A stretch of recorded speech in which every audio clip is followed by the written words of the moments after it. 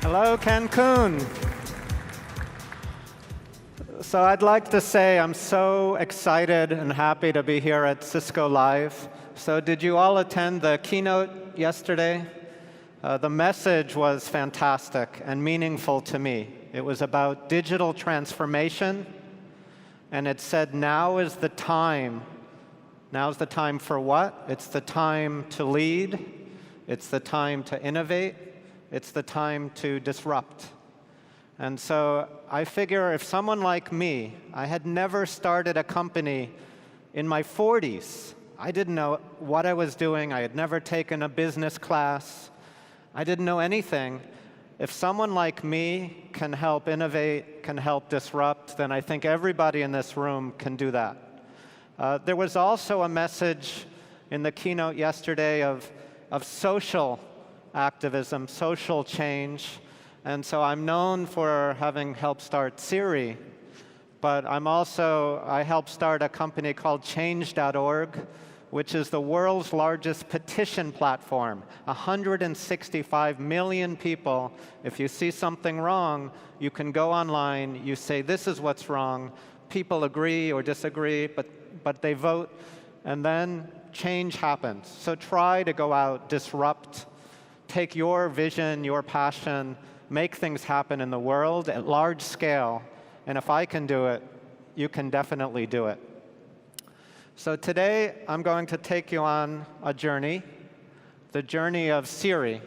And we're going to do it in an interesting way. We're going to explore the future by going back in time. And people say, what? And so the reason is, I say everybody knows the Siri that we have in our phone today. And it's great. People tell me, my kids talk to it, they use it for their homework, for many things. But could it be more? What could be more? And I say, well, did you know that when Siri came out in 2011 by Apple, it was wonderful.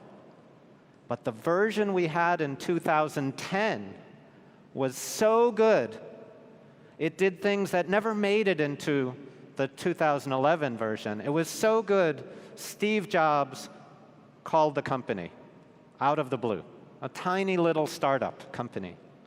So that's unusual. And then there was a version before that that was so good, it did things that never made it into the 2010 version. So I'm going to take you back in time, the story behind Siri, to understand the future of the automated assistant. What's going to happen now?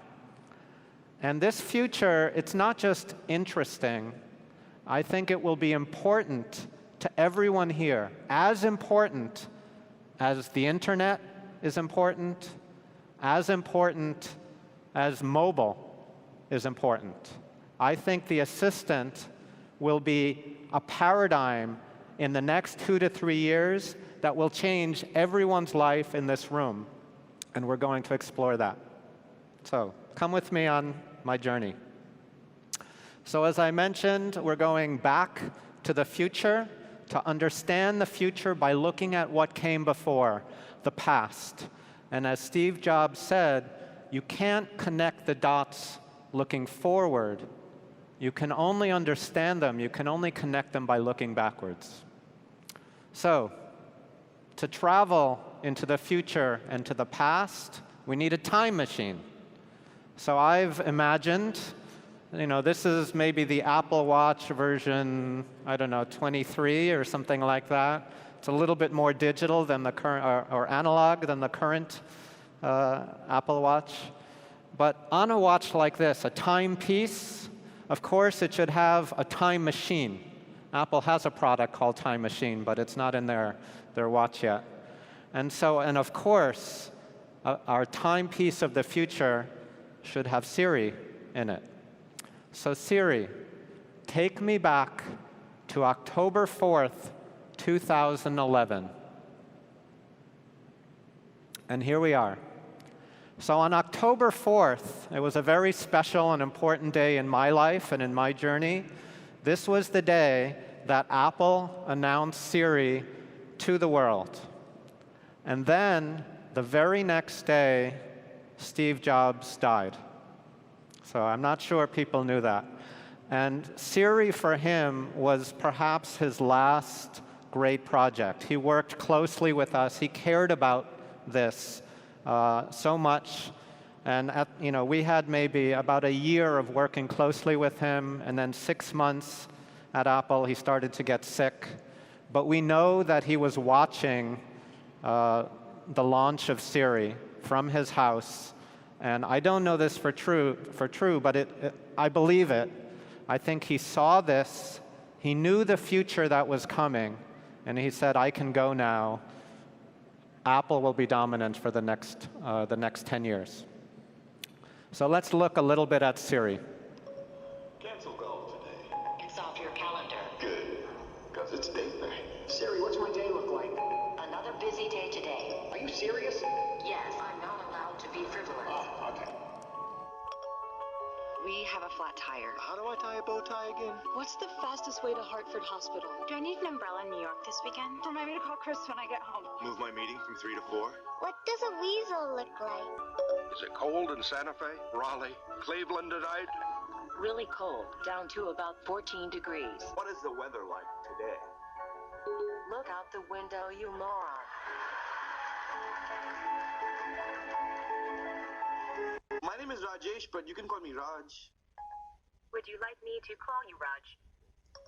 I'd like you to call me sexy. From now on, I'll call you sexy, okay? Okay. Siri, will you marry me? Steve, everything is happening so fast.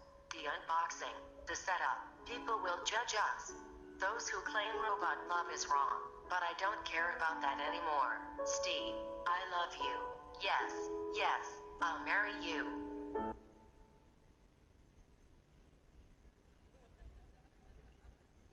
Congratulations.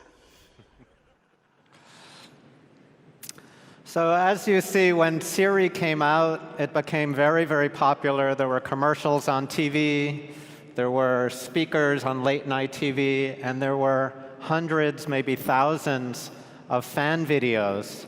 So someone here showed me one yesterday. I don't know if you've heard of it, called Hot Siri in Mexico. If you haven't seen it, go take a look. I think it's very funny with all the different regional Mexican accents talking to Siri. So Siri came out, and on that day, October 4th, let me tell you what it felt like for me. This is a tool that in my life I always use, and maybe you can too. So when I'm working on something, when I'm fighting for something, I try to imagine and visualize what would success look like. And so when we started the company Siri, it was just a few people, and I walked into an Apple store, and we were trying to build an Apple product, and I saw on the wall there were these icons in the Apple store of all the big guys. There was Pandora, there was Skype, there was Google. And I said, what would success be like if this works? Someday, Siri will be right there on the wall of an Apple store. And it was the biggest vision, the biggest dream I could imagine at this time.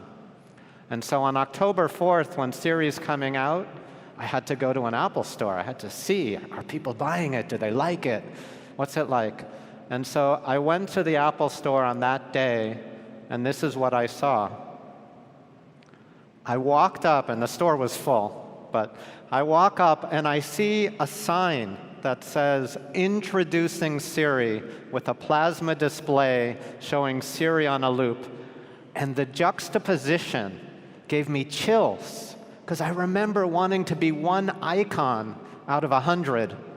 And now we were the front door of an Apple store. It just blew my mind. So it's just a personal story, but it's something you can use. Try to visualize success, and more often than not, life will find a way to surprise you and tweak you and say, remember?